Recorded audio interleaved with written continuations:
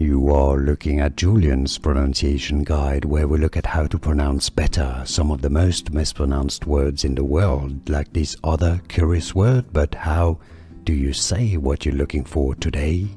Let's learn how to pronounce the name of this French painter, late French painter.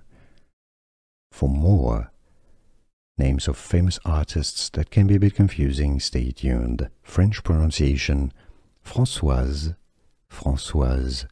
Gilot. The T is silent. In English, the pronunciation would be as Françoise Gilot. Françoise Gilot. Let's learn how to pronounce the name of this French painter, late French painter. For more names of famous artists that can be a bit confusing, stay tuned. French pronunciation: Françoise Gilot. The T is silent. In English, the pronunciation would be as Françoise Gilot. Françoise Gilot.